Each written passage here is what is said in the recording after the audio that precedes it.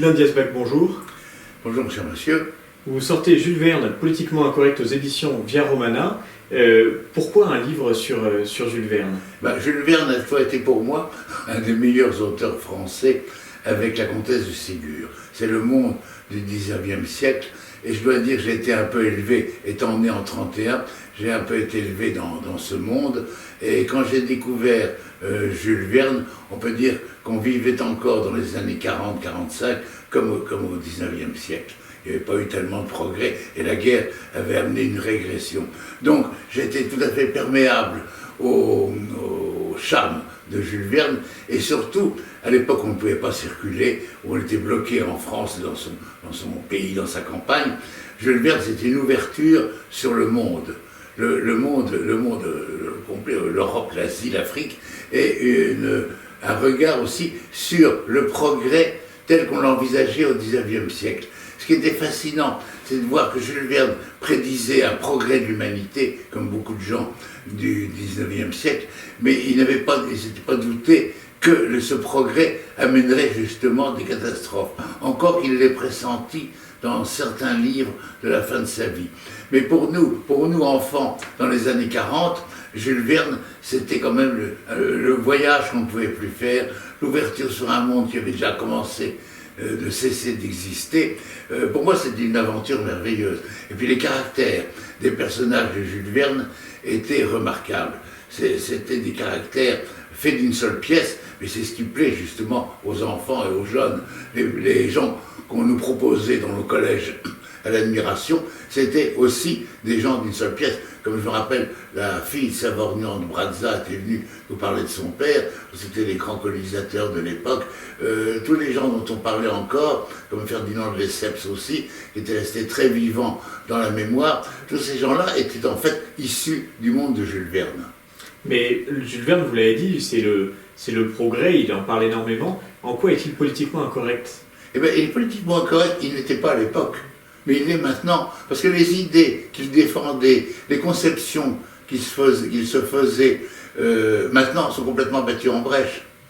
Il a été pour le Sud, dans la guerre de sécession, il était pour le Nord contre le Sud. Donc ce qui le rendrait politiquement correct aujourd'hui. Mais il n'empêche pas que dans toute son œuvre en général, c'est le triomphe de l'homme blanc, la suprématie de l'homme blanc. Et dans certains passages du livre, d'ailleurs, de mon livre, je le dis, il dit que c'est son industrie, son intelligence, son entre-gens qui justifie sa domination sur le monde entier. Et comment rentre-t-on dans l'œuvre de Jules Verne? Par quel biais faut-il l'aborder? Il faut prendre les grands romans. Le meilleur roman de Jules Verne que je recommanderais, c'est le premier, c'est le plus brillant, c'est d'une virtuosité étonnante, c'est Le Tour du monde en 80 jours. Le meilleur Jules Verne est là. Et puis les grands cycles romanesques, L'île mystérieuse, Les enfants du capitaine Grant. Ça, c'est le grand Jules Verne. Il y a eu au moins 30 livres, et il a écrit plus de 80 livres. Mais il y a eu 30 ou 40 livres excellents. Puis comme il devait fournir 2 tomes par an à l'éditeur Hetzel, il y a des livres moins bons. Il y a des livres qu'il a fait sur du canevas qu'on lui a donné, par exemple. Il y a des livres pratiquement illisibles. 2 ans de vacances, le chemin de France, c'est très ennuyeux. Ça n'a pas eu de grand succès d'ailleurs. Mais l'épopée vernienne, en fait, ça tient dans Les enfants du capitaine Grant, L'île mystérieuse, ça se mêle en ballon, qui est son premier livre, qui est remarquable. Et puis je vous dis, c'était éblouissant le Tour du monde en 80 jours.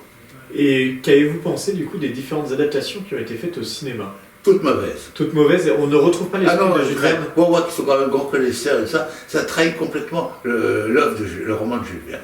Donc il faut aller le lire. Ah, il faut le lire, il ne faut pas le voir. Est-ce que vous avez fait peut-être dans vos recherches, trouvé des éléments particuliers sur Jules Verne qui sont méconnus? Non, parce que je n'ai pas fait de recherche particulière, je me suis contenté de lire entièrement l'œuvre, même les romans les moins connus. Il y en a un, par exemple, j'ai eu beaucoup de mal à me procurer, j'ai été obligé à l'époque d'aller le lire à la Bibliothèque nationale. Ce sont Les naufragés du Jonathan, et c'est là où il annonce, si vous voulez, les temps futurs d'aujourd'hui. Avec une condamnation sévère du socialisme et du communisme. Très bien, eh bien écoutez, donc on invite tous nos auditeurs à aller lire votre livre, Jules Verne politiquement incorrect. Et donc c'est aux éditions Via Romana pour la modique somme de 20 euros.